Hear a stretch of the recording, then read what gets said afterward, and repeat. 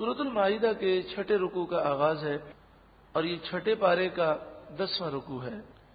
یا ایھا الذین آمنوا اتقوا اللہ، اے ایمان والو اللہ سے ڈرو، وابتغوا الیہ الوسیلہ، اور اس کی طرف وسیلہ تلاش کرو۔ اے ایمان والو اللہ سے ڈرو اور اس کی طرف وسیلہ تلاش کرو۔ وجاہدوا فی سبیلہ، اور اللہ کی راہ میں جہاد کرو۔ لعلکم تفلحون، تاکہ تم کامیاب ہو جاؤ۔ اس کی طرف وسیلہ تلاش کرو۔ وسیلے سے کیا مراد ہے؟ تو وسیلے کے بارے میں مختلف اقوال ہیں۔ ایک قول یہ ہے کہ اللہ کا قرب تلاش کرو، الوسیلہ اللہ کا قرب، اسی طرح جنت کو بھی وسیلہ کہتے ہیں، اسی طرح مقام محمود جس پر رسول اللہ جلوہ افروز ہوں گے اسے بھی وسیلہ کہا گیا۔ تو ایک قول تو ہے جنت، ایک قول ہے اللہ کا قرب، اس کی معرفت، ایک قول ہے مقام محمود، اور ایک قول ہے ایسے ذرائع اختیار کرو۔ الوسیلہ سے مراد ایسا ذریعہ ہے کہ جو اللہ کے تمہیں قریب کر دے، ایسا ذریعہ تلاش کرو جو تمہیں اللہ کے قریب کر دے۔ اس میں ایک قول یہ ہے کہ نیک اعمال ایسے اختیار کرو کہ جن سے اللہ خوش ہو جائے اور تم اللہ کے قریب ہو جاؤ، اور ایک قول یہ ہے کہ اللہ کے نیک بندوں کا دامن تھامو جو تمہیں اپنی نظر کے ذریعے اللہ کے قریب کر دیں۔ تو یہ مختلف اقوال ہیں اور یہ تمام کے تمام اس سے مراد ہیں۔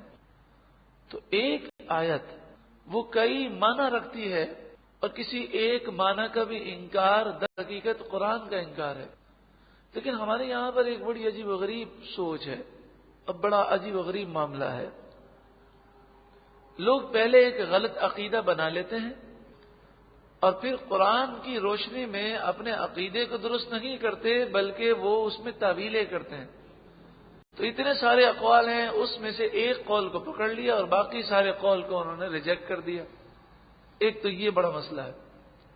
دوسرا مسئلہ یہ ہے کہ بعض لوگوں کو یہ ڈر لگتا ہے کہ اگر ہم نے اللہ والوں کی شان کا ذکر کیا تو کہیں لوگ شرک میں نہ پڑ جائیں، تو ان کا ذہن یہ بنا ہوا ہے کہ اللہ والوں کی شان کا ذکر کرنا یہ غلط ہے۔ تو لوگوں کو شرک سے بچانے کے لیے ضروری یہ ہے کہ جہاں بھی اللہ والوں کی شان آئے وہاں ڈنڈی مارنی ہے۔ تو اگر 3-4 قول ہوں گے اور اس میں ایک قول اللہ والوں کی شان کے لیے ہوگا تو وہ بلا وجہ اس قول کو یا تو ذکر نہیں کریں گے یا اس کو رد کر دیں گے۔ تو اکثر مفسرین نے یہ بات لکھی کہ الوسیلہ سے مراد اللہ کے نیک بندے ہیں کہ ان کے ذریعے اللہ کا قرب پاؤ۔ اب اللہ کے نیک بندوں کے ذریعے اللہ کا قرب پانا، اس کی کئی صورتیں ہو سکتی ہیں۔ مثلا ہم دعا کریں، اللہ فرماتا ہے مجھ سے دعا کرو میں تمہاری دعا قبول کروں گا، ہے نا؟ تم دعا کرو میں تمہاری دعا قبول کروں گا۔ لیکن مقدس مقامات پر دعا زیادہ قبول ہوتی ہے کہ نہیں؟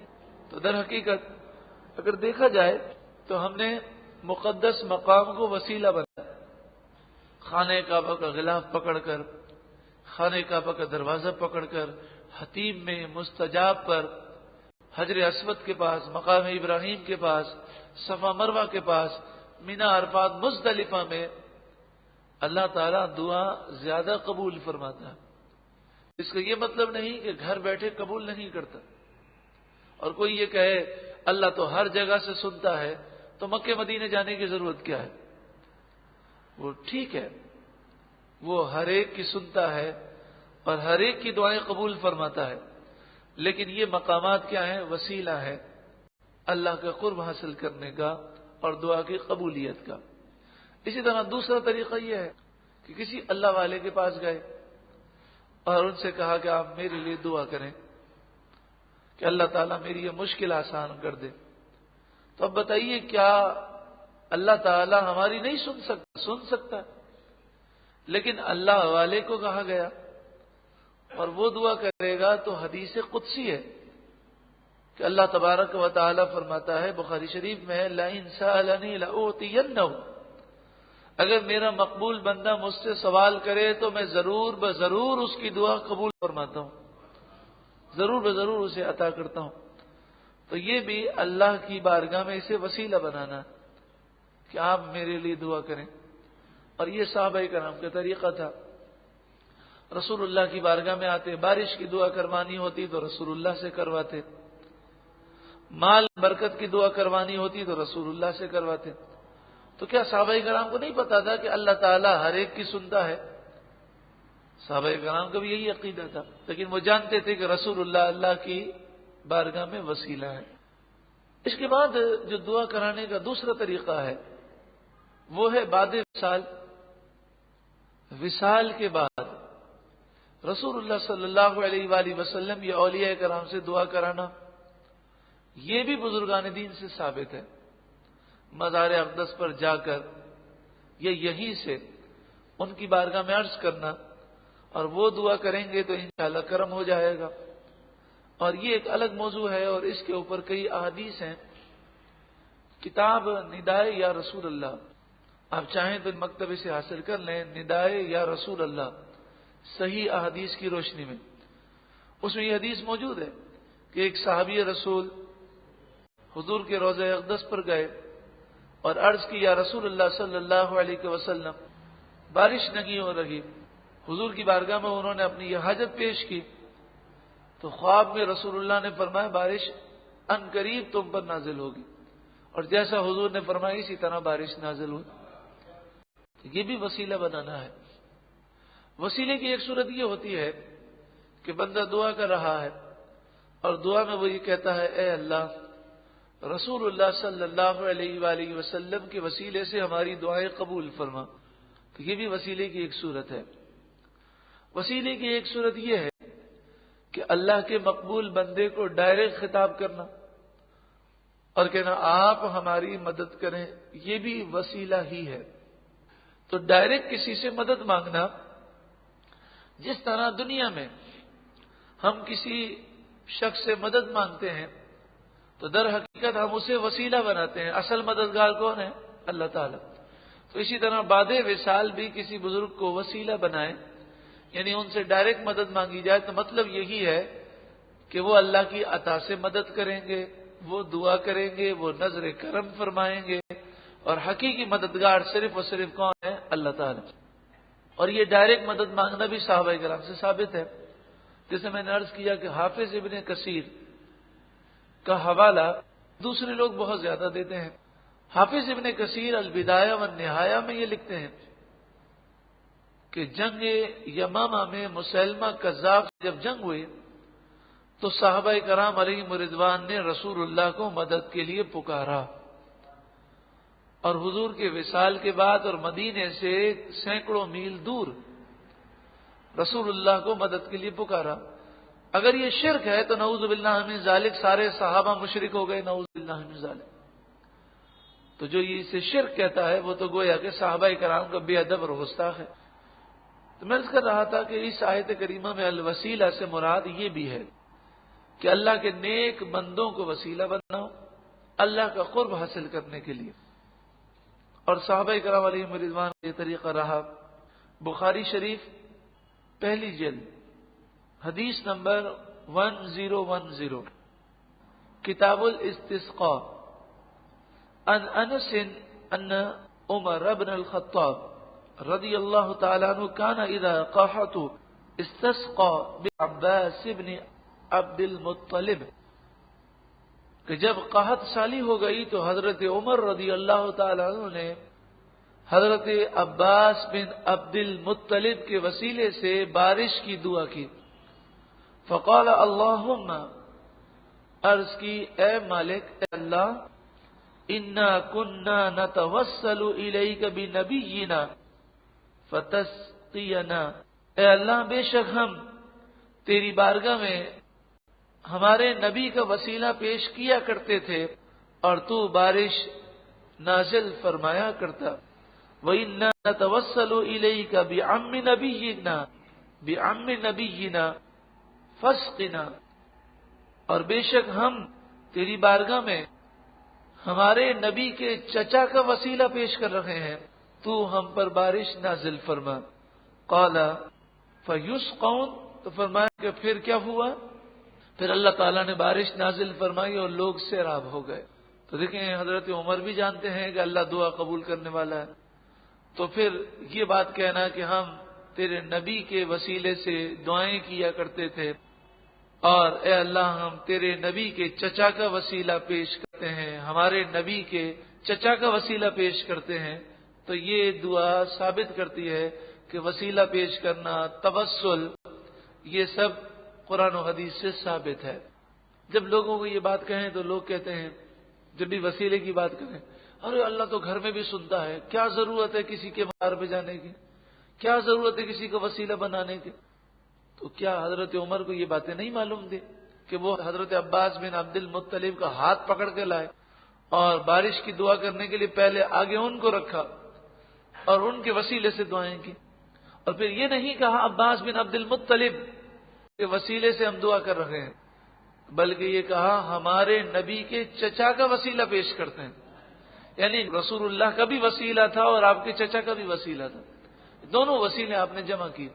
ترمذی شریف حدیث نمبر 3589 کتاب الدعوات عن عثمان بن حنیف، حضرت عثمان بن حنیف سے روایت ہے، ان رجلا ضریر البصر، ایک نابینا شخص تھا، اتن نبی صلی اللہ علیہ وسلم، وہ رسول اللہ کی بارگاہ میں آئے۔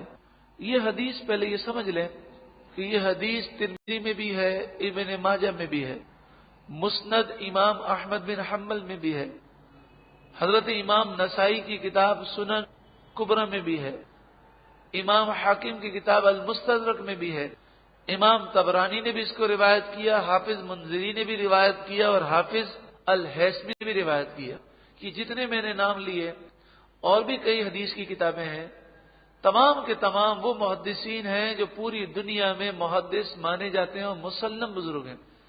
امام ترمذی نے، امام ابن ماجہ نے، امام طبرانی نے، حافظ منذری نے، حافظ الحاکم نے اور حافظ الہیثمی نے، سب نے یہ کہا یہ حدیث صحیح ہے اور اس کے صحیح ہونے میں کوئی شک نہیں ہے۔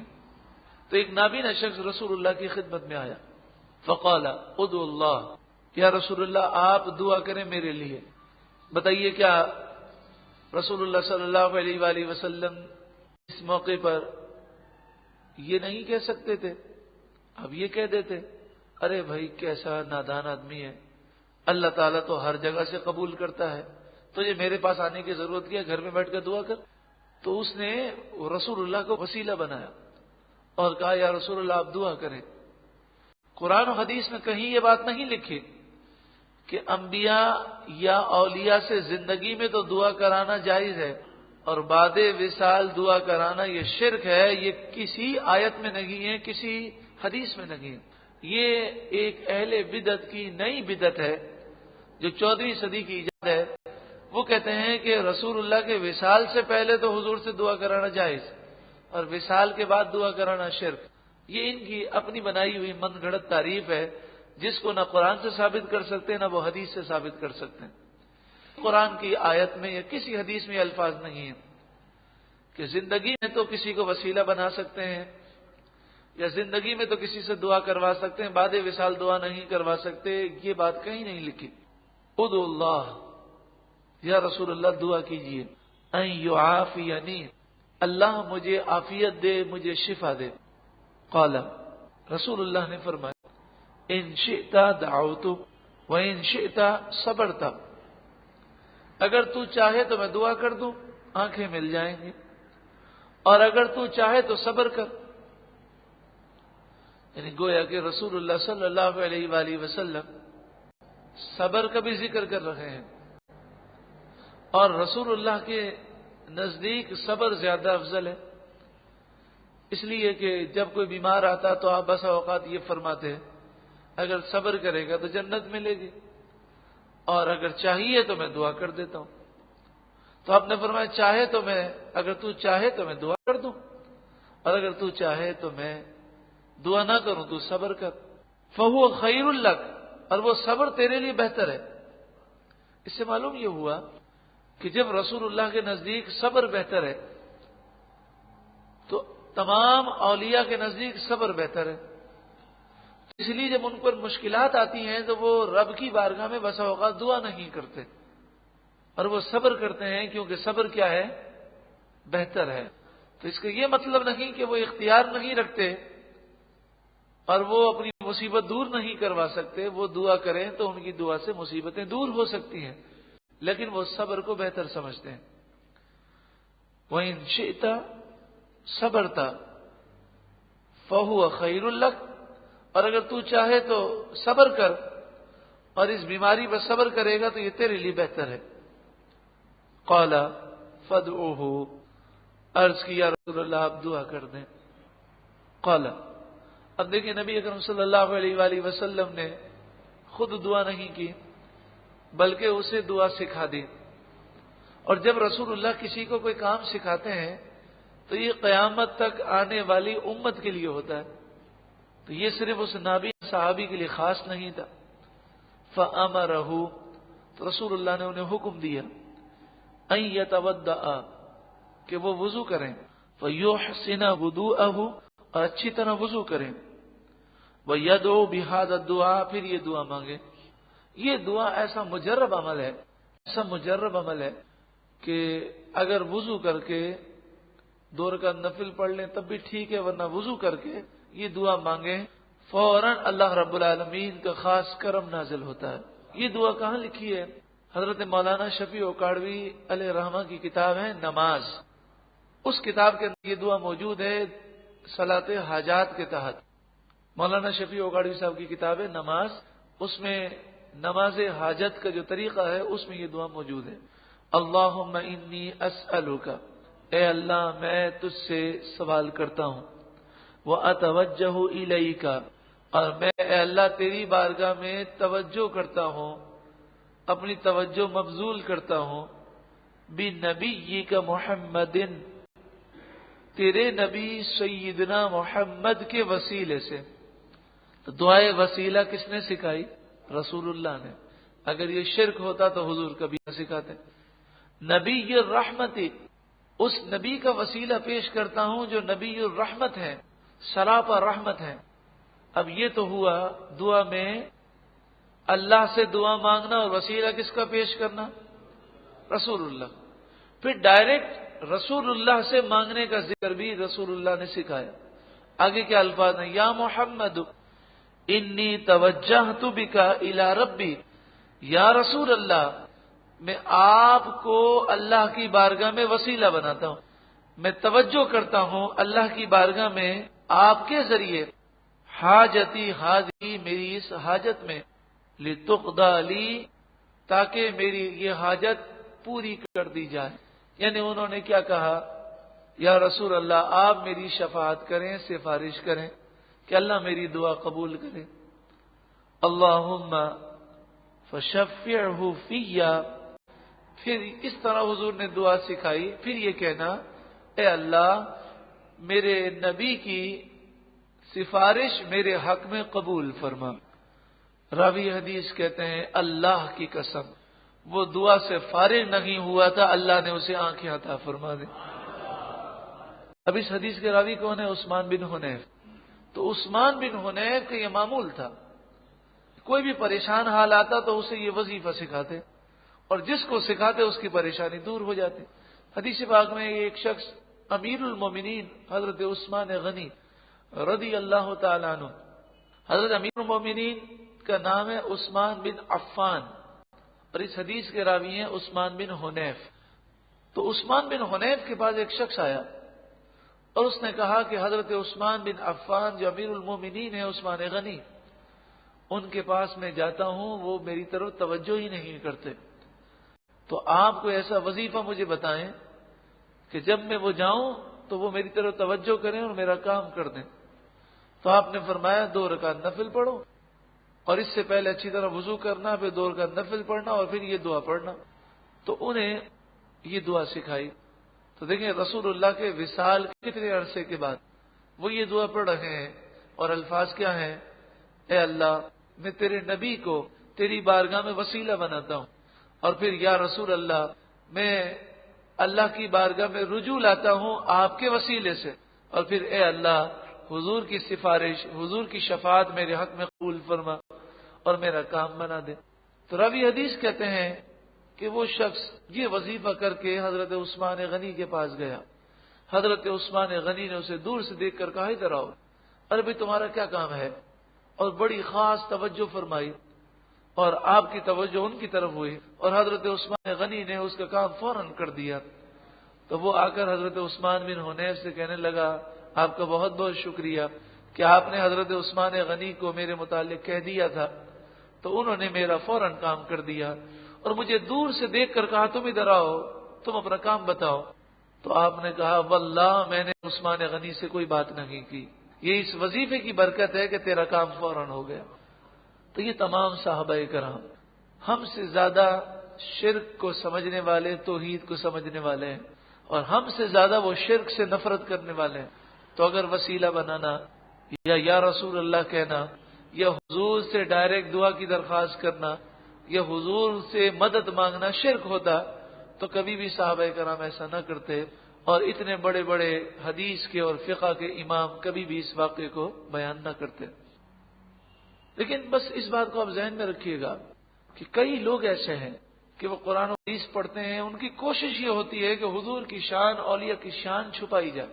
تو آپ جا کر دیکھ لیں وَابْتَغُوا إِلَيْهِ الْوَسِيلَةَ، اس کے تحت کئی لوگ ایسے ہیں کہ جنہوں نے قرآن کی تفسیریں لکھی ہیں، لیکن اس کے تحت ایک جملہ بھی نہ ان حدیثوں کے متعلق لکھا ہے، نہ یہ لکھا کہ صحابہ کرام حضور کو کس طرح وسیلہ بناتے تھے، کس طرح حضور سے دعائیں کرواتے تھے، حضور کے وصال کے بعد وہ کس طرح دعا کی درخواست کرتے تھے، اس کا کوئی ذکر نہیں کیا، بلکہ ایک جملہ کہہ دیا کہ الوسیلہ سے مراد نیک اعمال ہے، اور بزرگان دین کو وسیلہ بنانا یہ مشرکین کا طریقہ ہے، نعوذ باللہ من ذالک۔ یعنی ایک جملے میں تمام صحابہ اور بزرگان دین کو انہوں نے مشرک قرار دے دیا۔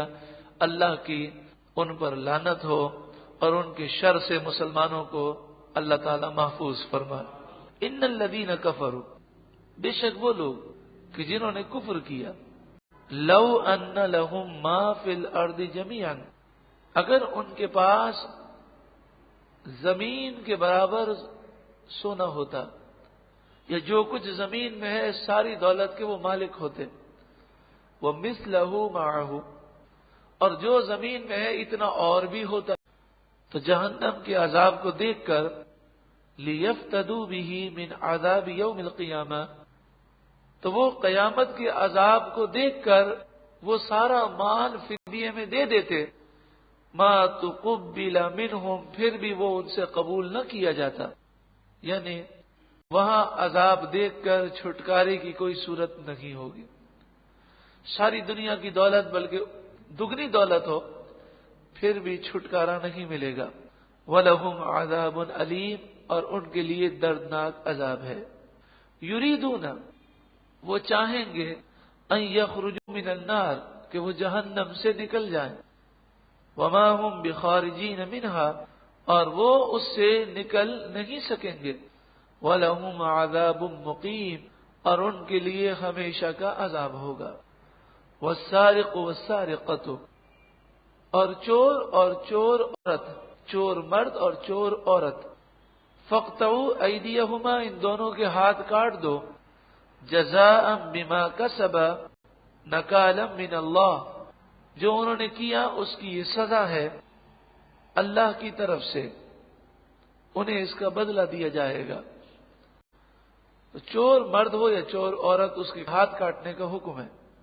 جب تک مسلمانوں میں یہ سزا رہی، مسلم ممالک میں چوری یہ ناممکن عمل تھا، چاہے وہ خلفائے راشدین کا دور ہو، چاہے اس کے بعد خلافت بنو امیہ کا دور ہو، خلافت عباسیہ کا دور ہو، خلافت یا سلطنت عثمانیہ کا دور ہو، ہر دور میں چور کی سزا یہی تھی، تو چوری نہ ہونے کے برابر تھی۔ خلیفہ حشام ایک خلیفہ گزرا ہے، اس کے دل میں یہ خیال آیا کہ یہ سزا تو نعوذ باللہ من ذالک وحشیانہ ہے، اور اسے بھی ماڈرن بننے کا شوق پیدا ہوا، تو اس نے حکم جاری کیا کہ میری مملکت میں، وہ پوری دنیا کا خلیفہ تھا اسلامی دنیا کا، تو اس نے کہا کہ میری مملکت میں اب چور کا ہاتھ نہیں کاٹا جائے گا، بس یہ سننا تھا کہ چوریاں جو ہیں بڑھنے لگیں. 2 سال کے بعد آخرکار اسے اپنی غلطی کا احساس ہوا اور پھر اس نے دوبارہ حکم نافذ کیا کہ چور کا ہاتھ کاٹ دیا جائے گا. جیسے ہی اس نے یہ حکم نافذ کیا چوریاں بند ہو گئیں. لیکن ہمارے معاشرے میں جب لوگوں کی ہمدردیاں چوروں سے ہوں تو پھر اس معاشرے میں امن کیسے ہو سکتا ہے؟ لوگ یہ سمجھتے ہیں کہ چوریاں اس قدر زائد ہوتی ہیں تو اگر جب چور کا ہاتھ کاٹا جائے گا تو نتیجہ یہ ہوگا کہ ہر پاکستانی میں سے 10 پاکستانیوں میں 1 پاکستانی ہاتھ کٹا ہوا ہوگا. ایسا نہیں ہوگا. اگر انصاف ہوگا اور ظالم کو سزا دی جائے گی تو کوئی ظلم کرتے ہوئے ڈر محسوس کرے گا اور پھر وہ چوری سے باز آ جائے گا. 2-4 ہاتھ کٹیں گے تو سبھی توبہ کر لیں گے.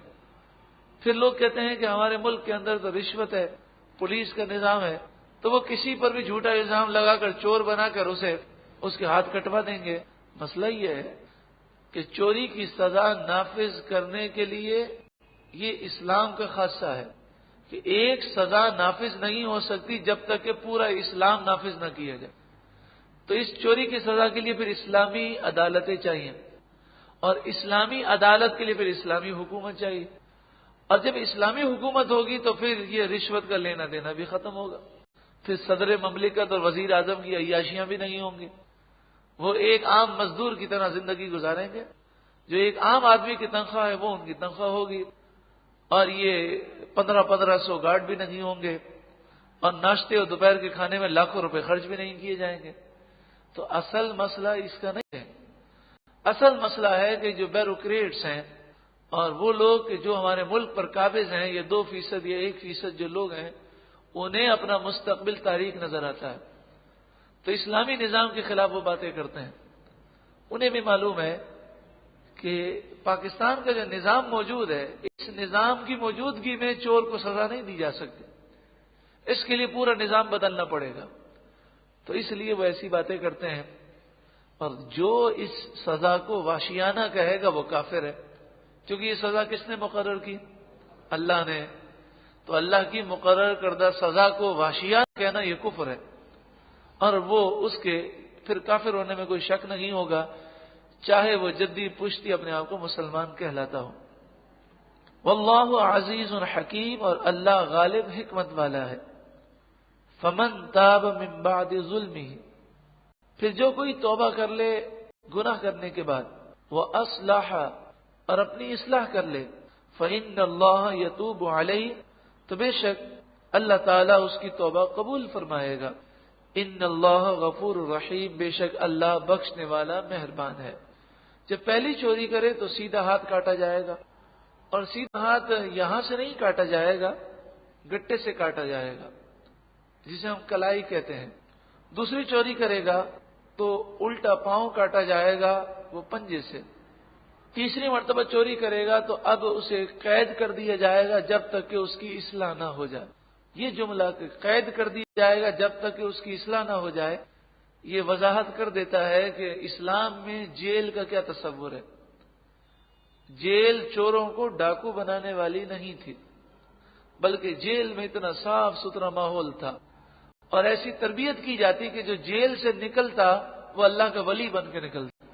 لیکن آج کل جو جیل میں نظام ہے وہ لوگوں کو مزید وہ دہشت گرد بناتے ہیں. پھر یہ بات یاد رہے کہ چور کی جو سزا ہے وہ گواہی کے بعد قائم ہوگی. دونوں گواہ، 2 مرد ہونے چاہیے. عورت کی گواہی اس میں قبول نہیں ہے. 2 مرد گواہی دیں گے قاضی کے سامنے، اور قاضی اس گواہی پر تحقیقات کرے گا.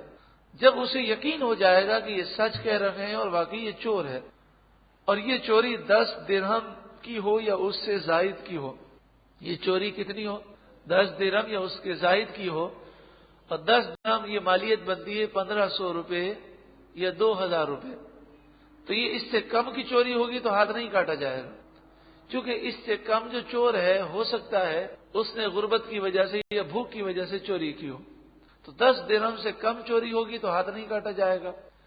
پھر یہ بھی احادیث طیبہ سے ثابت ہے کہ وہ جہاں سے چوری کرے گا وہ مال محفوظ ہونا چاہیے. مثلا راستے میں کسی کا بیگ گر گیا اور وہ اٹھا کے چلا گیا تو اس کا ہاتھ نہیں کاٹا جا سکتا. تجوری میں مال محفوظ تھا اور وہ گھر میں کود کر آیا اور اس وقت گھر والے موجود نہیں تھے، اس نے تجوری کھولی اور مال چرا کے گیا، تو یہ مال محفوظ کو اس نے چرایا۔ لیکن اس کے اندر بھی بہت سارے معاملات ہیں۔ ہمارے یہاں پر جو چوری کے اسباب ہیں وہ ہے اسلامی گورنمنٹ نہ ہونا۔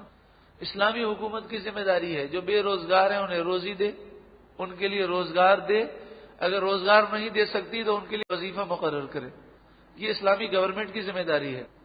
پانی لوگوں کو مہیا کرنا، بجلی دینا اور دیگر ضروریات مہیا کرنا یہ اسلامی گورنمنٹ کی ذمہ داری ہے۔ تو اس کا وہ جو بل لیتے ہیں شرعی طور پر، یہ بل ان کو لینا درست نہیں ہے، تو یہ ٹیکس بھی لیتے ہیں، ہم سے بل بھی لیتے ہیں۔ تو اصل مسئلہ کیا ہے کہ حکومت کے طبقے کے اندر عیاشیاں بہت زیادہ ہیں۔ یوں سمجھیے کہ پورا ملک، جتنا ملک پر خرچہ کیا جاتا ہے اس سے 10 گنا یا 20 گنا صرف حکومتی ارکان جو ہیں بیٹھ کے کھا لیتے ہیں۔ تو جب اسلامی گورنمنٹ ہوگی تو یہ ساری عیاشیاں ختم ہو جائیں گی، اور پھر لوگوں کی ایسی مدد کی جائے گی کہ لوگوں کو کاروبار پہ لگایا جائے گا۔ تو جب غربت کا خاتمہ ہوگا، بے انصافی نا انصافی کا خاتمہ ہوگا، تو چوری اور ڈکیتی کی وارداتوں میں کمی آئے گی۔ پھر ایسے جیل خانے بنائے جائیں گے جو اصل میں تربیت خانے ہوں گے، اور وہ چوروں اور ڈاکوؤں کو گرفتار کر کے جیل میں ڈالیں گے، اور جو واقعی ڈاکو ہوں گے انہیں سزا دی جائے گی، اور جو قابل اصلاح ہوں گے ان کی اصلاح کی جائے گی۔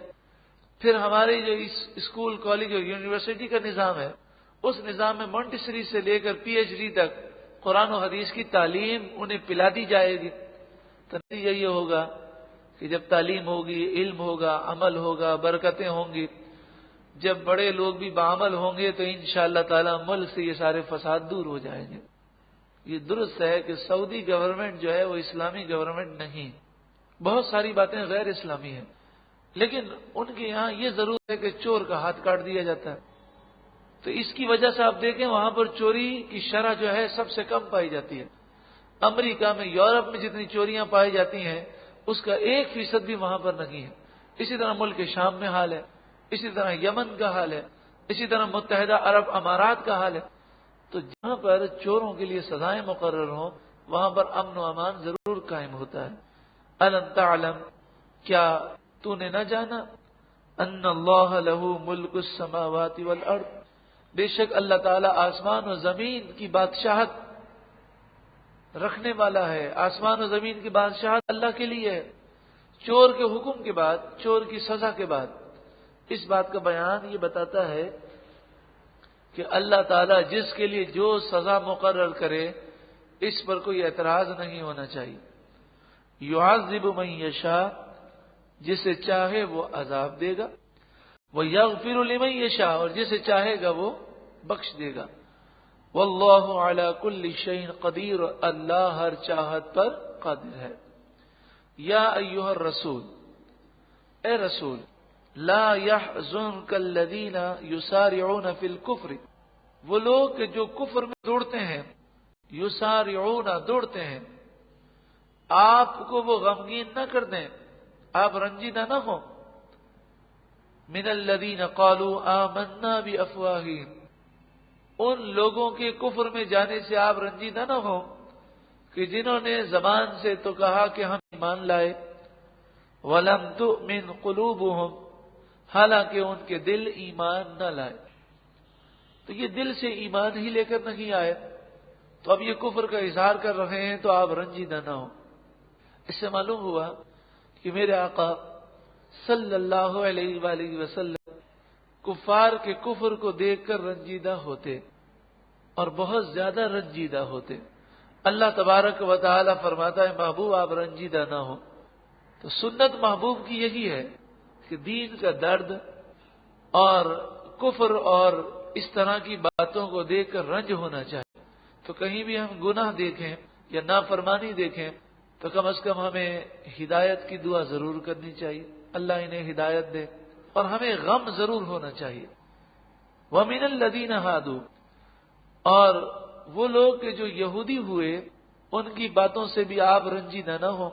سَمَّاعُونَ لِلْكَذِبِ، وہ بہت زیادہ جھوٹ سننے کے عادی ہیں، تو جھوٹی باتیں سن سن کے انسان کا ذہن خراب ہو جاتا ہے۔ تو یہ من گھڑت باتیں سنتے رہتے ہیں اور اسی پر ان کی بنیاد ہے۔ سماعون لقوم آخرین، وہ دوسرے لوگوں کی باتیں خوب سنتے ہیں، یعنی آپ کی باتوں کے مقابلے میں وہ برے لوگوں کی باتیں سنتے ہیں، تو بری صحبت کا اثر تو ضرور ہونا ہے۔ لم یأتوک، یہ ان لوگوں کی باتیں سنتے ہیں جو آپ کے دربار میں کبھی نہیں آئے، یعنی جو خیبر کے یہودی ہیں یہ ان کی باتیں مانتے ہیں۔ یحرفون الکلم من بعد مواضعہ، وہ اللہ کے کلام کو اس کی جگہوں سے ہٹا دیتے ہیں، یعنی اس میں رد و بدل کرتے ہیں۔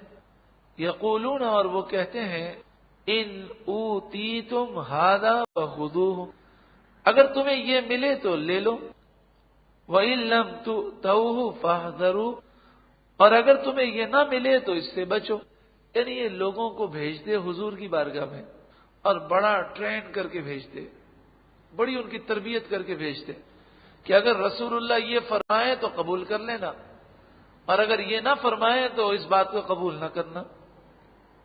تو یہ جو آپ کے دربار میں آتے ہیں، ان کے ذہن اور ان کے دماغ میں غلط باتیں بھری گئی ہیں، تو یہ گندا ذہن لے کر آتے ہیں، تو آپ کی انہی باتوں کو وہ قبول کرتے ہیں جو انہیں سکھائی گئی ہیں کہ یہ باتیں حضور کہیں تو قبول کر لینا۔ وَمَن يُرِدِ اللَّهُ فِتْنَتَهُ، اور جسے اللہ گمراہ کرنا چاہے، فَلَن تَمْلِكَ لَهُ مِنَ اللَّهِ شَيْئًا، تو ہرگز تم اسے اللہ کے عذاب سے نہیں بچا سکتے۔ یہ عام لوگوں کو خطاب ہے کہ جسے اللہ گمراہ کر دے اسے کوئی ہدایت نہیں دے سکتا۔ اولئک الذین، یہی وہ لوگ ہیں، لم یرد اللہ ان یطہر قلوبہم، کہ جن کے دلوں کو اللہ نے پاک کرنے کا ارادہ نہ کیا۔ اس میں ہمارے لیے بھی تسلی ہے کہ ہم دین کا پیغام عام کریں، لیکن پھر بھی بعض لوگ تسلیم نہیں کرتے، تو ہمارا کام صرف پہنچا دینا ہے، ہدایت تو اللہ دینے والا ہے۔ لہم فی الدنیا خزی، ان کے لیے دنیا میں رسوائی ہے، وَلَهُمْ فِي الْآخِرَةِ عَذَابٌ عَظِيمٌ، اور ان کے لیے آخرت میں بڑا عذاب ہے۔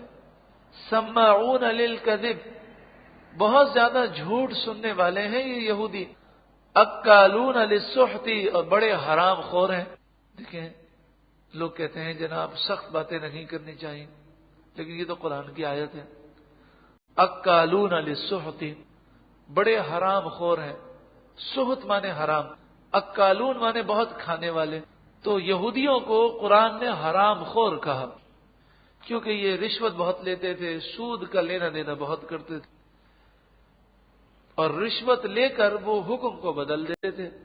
فَإِن جَاءُوكَ، پھر اگر وہ آپ کے دربار میں آئیں فیصلہ لینے کے لیے، فَاحْكُم بَيْنَهُمْ، تو آپ کی مرضی ہے آپ ان کے درمیان فیصلہ کریں، او اعرض عنہم، یا آپ ان سے اعراض کر لیں، آپ کی مرضی ہے، آپ فیصلہ کرنا چاہیں تو کریں اور نہ کرنا چاہیں تو نہ کریں۔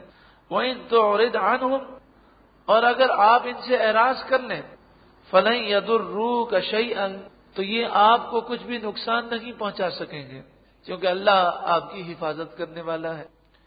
وَإِنْ حَكَمْتَ، اور اگر آپ فیصلہ کریں، فَاحْكُم بَيْنَهُمْ بِالْقِسْطِ، تو ان کے درمیان انصاف سے فیصلہ سنا دیں، یہ مانے یا نہ مانے، آپ تو درست اور انصاف کے مطابق فیصلہ سنا دیں۔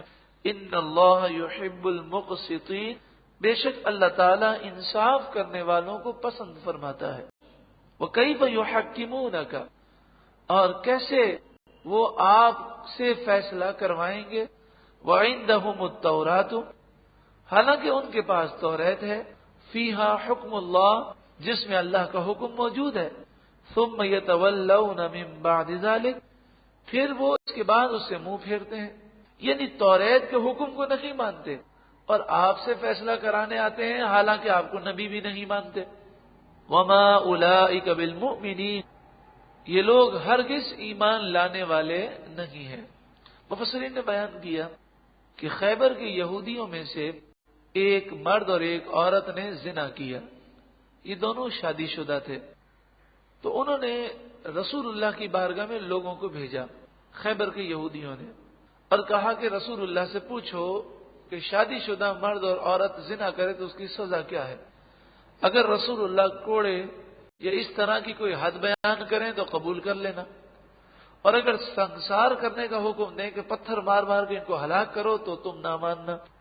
پھر یہ یہودی جو خیبر کے تھے، یہ قبیلہ بنو قریظہ اور بنو ندیر کے پاس آئے اور کہنے لگے تم سے رسول اللہ نے معاہدہ کیا ہے تو تم ہمارے ساتھ چلو اور رسول اللہ کی بارگاہ میں سفارش کرو تاکہ رسول اللہ ہمارے لیے کوئی نرم حکم بیان کریں۔ تو کعب بن اشرف، کعب بن اسد، سعید بن عمرو، مالک بن سیف، کنانہ بن ابی الحقیق اور دیگر انہوں نے یہودی سرداروں کو لیا اور حضور کی بارگاہ میں آئے تو رسول اللہ نے فرمایا کہ ان دونوں کو پتھر مار مار کے ہلاک کر دیا جائے، سنسار کیا جائے۔ تو کہنے لگے کہ یہ فیصلہ تو بڑا سخت ہے، یہ بات تو توریت میں لکھی نہیں ہے، ہم یہودی ہم تو توریت کو مانتے ہیں، آپ توریت کے مطابق فیصلہ کریں۔ تو رسول اللہ نے فرمایا میں نے فیصلہ توریت کے مطابق کیا ہے۔ کہنے لگے توریت میں یہ بات تو نہیں۔ تو آپ نے فرمایا تم کس کے فیصلے کو مانو گے؟ کہنے لگے ابن سوریہ جو ہے، عقید جہاں صلی اللہ علیہ وآلہ وسلم نے پہلے یہ فرمایا کہ ایک شخص ہے جو بہت گورا ہے اور اس کی ایک آنکھ صحیح ہے اور ایک آنکھ جو ہے خراب ہے، وہ کانا ہے، اس کا نام ابن سوریہ ہے، یہ کیسا آدمی ہے؟ تو کہنے لگے یہ روئے زمین پر تمام یہودیوں میں سب سے بڑا عالم ہے۔ تو آپ نے فرمایا اگر یہ فیصلہ کر دے گا تو تم مان لو گے؟ کہنے لگے ہاں مان لیں۔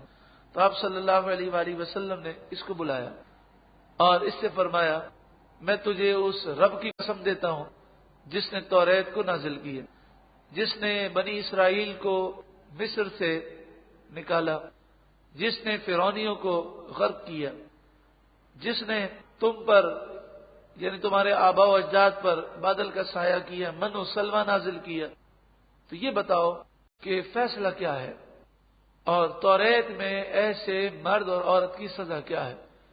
تو ایک روایت میں یہ ہے کہ یہ بات رسول اللہ نے بعد میں فرمائی تھی، پہلے حضور نے فرمایا توریت میں کیا حکم ہے، تو اس نے کہا کہ توریت میں یہی ہے کہ انہیں جو ہے گدھے پر بٹھایا جائے، منہ کالا کیا جائے، 40 کوڑے مارے جائے، منہ کالا کر کے گدھے پر بٹھایا جائے اور الٹا گدھے پر بٹھا کر پورے شہر میں گشت کروایا جائے۔ تو آپ نے فرمایا توریت میں کہاں لکھا ہے؟ تو اس نے توریت کھولی اور وہ پڑھنے لگا۔ جب آیت رجم آئی یعنی سنسار کرنے کا حکم آیا تو اس نے اپنا ہاتھ اس پہ رکھ دیا، نیچے والی آیت پڑھی۔ تو رسول اللہ صلی اللہ علیہ وآلہ وسلم نے فرمایا اس کو پڑھو۔ کہنے لگا میں نے پڑھ دی۔ تو عبداللہ بن سلام نے اسے پڑھ کے سنایا تو وہ بڑا ذلیل ہوا، رسوا ہو گیا۔ تو اس موقع پر رسول اللہ نے اسے قسم دی اور فرمایا سچی سچی بات بتا۔ تو یہ کہنے لگا کہ اگر آپ اتنی بڑی قسم مجھے نہ دیتے تو میں کبھی سچی بات نہ کہتا، سچی بات یہ ہے کہ توریت میں یہی حکم ہے۔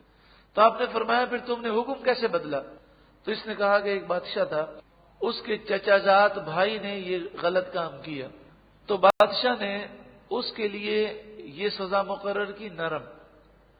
پھر یہ ہوا کہ کسی غریب نے یہ جو کام کیا تو اسے سخت سزا دی، تو غریبوں نے احتجاج کیا، تو پھر ہم نے یہ حکم بدل دیا اور سنسار کی سزا کو ہم نے اس طرح کر دیا۔ تو جب یہودیوں نے یہ بات سنی تو کہنے لگے یہ تو جاہل آدمی ہے، ہم اس کی بات نہیں مانتے۔ تو رسول اللہ نے فرمایا ابھی تو تم نے کہا تھا کہ روئے زمین کا سب سے بڑا یہودی عالم عبداللہ بن سوریہ ہے، اب یہ تمہارے خلاف بات کرتا ہے تو تم اس کی بات نہیں مانتے۔ تو یہودی بہت غصے میں آئے اور ابن سوریہ سے کہنے لگے تو نے تو ہمیں راز ظاہر کر کے ذلیل رسوا کر دیا۔ تو ابن سوریہ نے کہا کہ رسول اللہ نے مجھے ایسی قسمیں دی تھیں کہ اگر میں راز ظاہر نہ کرتا تو ابھی ہلاک و برباد ہو جاتا۔ ان تمام باتوں کا خلاصہ یہی نکلا کہ یہودی حق کو چھپاتے تھے، تو آج اگر کوئی قرآن و حدیث پڑھے اور حق بات کو ظاہر نہ کرے اور حق اور اولیاء کرام شان کو چھپائے تو وہ کس کے نقش قدم پر ہے؟ یہودیوں کے نقش قدم پر ہے۔ اللہ تعالی ہمیں حق کو سمجھنے اور حق پر ہمیشہ قائم رہنے کی توفیق عطا فرما۔